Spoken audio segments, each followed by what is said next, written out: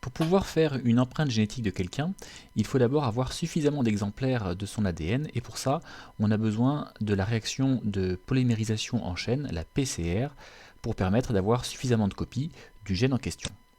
Alors comment ça se passe? En fait, on va placer dans un tube des enzymes, les Taq polymérases, qui sont les ADN polymérases issus de bactéries capables de survivre dans les conditions très chaudes, puisqu'elles vivent dans des sources d'eau chaude. Ensuite, on va placer l'ADN qu'on veut amplifier et des amorces, pas n'importe lesquelles, des amorces qui contiennent le début du gène que l'on veut amplifier. Et puis, on ajoutera aussi des nucléotides pour pouvoir les polymériser et fabriquer des nouveaux brins d'ADN. On place tout ça dans le tube. On place le tube ensuite dans un thermocycleur qui va permettre de faire varier la température du milieu. Et on va s'intéresser à ce qui se passe sur le gène d'intérêt, celui pour lequel on fait une empreinte. Cette séquence cible, en fait, on l'a déjà repérée et c'est pour ça qu'on a inclus à l'intérieur des amorces qui correspondent à ce gène. Du coup, on va, grâce au thermocycleur, faire augmenter la température jusqu'à une température d'à peu près 95 degrés où les deux brins d'ADN ne se tiennent plus l'un et l'autre puisqu'ils sont reliés par des liaisons faibles.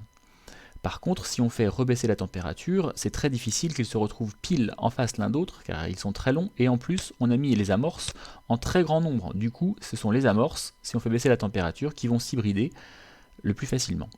Si elles s'hybrident, alors on a des débuts de morceaux d'ADN à deux brins, et donc la Taq polymérase, elle, va pouvoir commencer une polymérisation.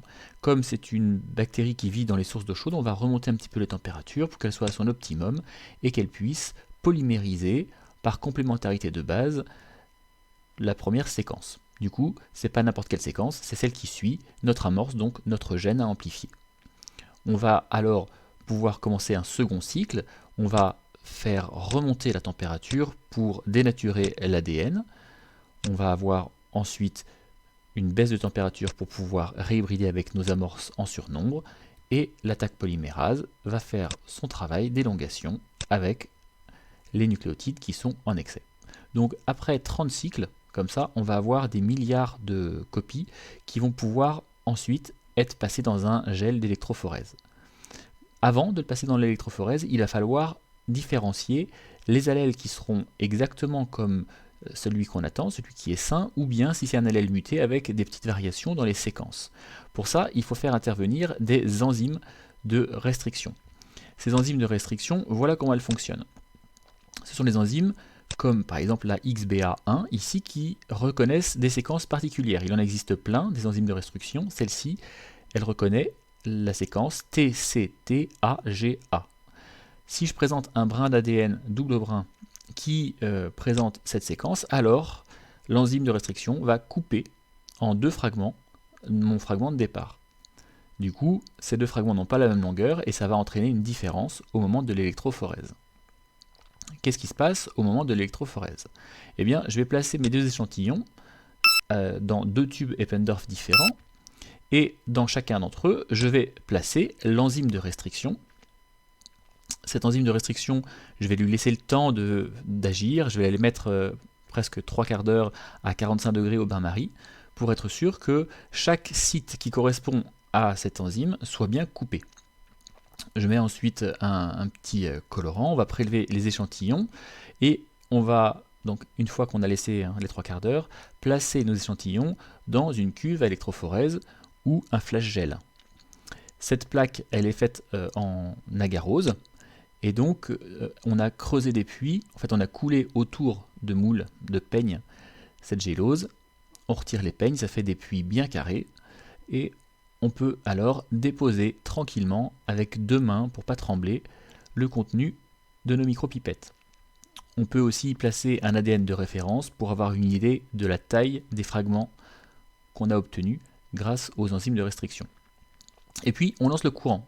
On lance le courant et comme ici il y a une cathode négative et que la partie phosphate d'un nucléotide elle aussi est négative, eh bien l'ADN va avoir tendance à migrer vers le pôle positif. Mais il migre de plus en plus vite en fonction de sa taille. Plus il est petit, plus il pourra se faufiler facilement à travers les fibres d'agarose, plus il est long, plus il aura tendance à ralentir et donc à migrer moins loin.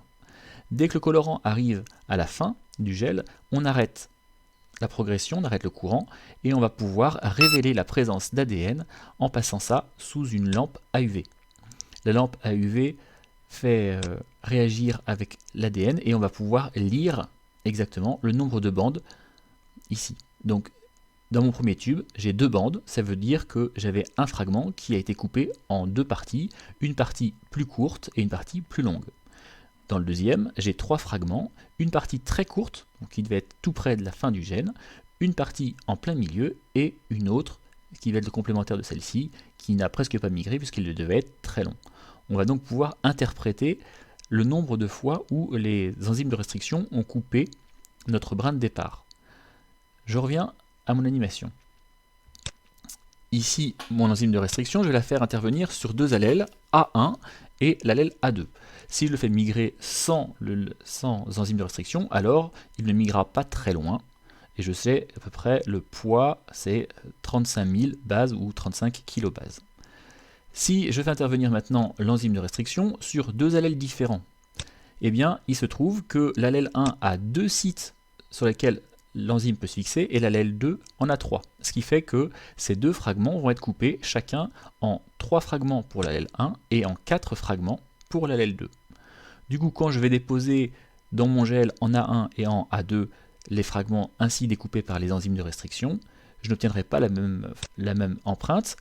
Le premier fragment est identique dans sa longueur, donc j'ai le même fragment. Par contre, si je vais vers le fragment suivant, alors il n'existe que dans l'allèle 1. L'allèle suivant, enfin le fragment suivant est dans les 2 allèles, et les 2 autres fragments correspondent uniquement à l'allèle 2.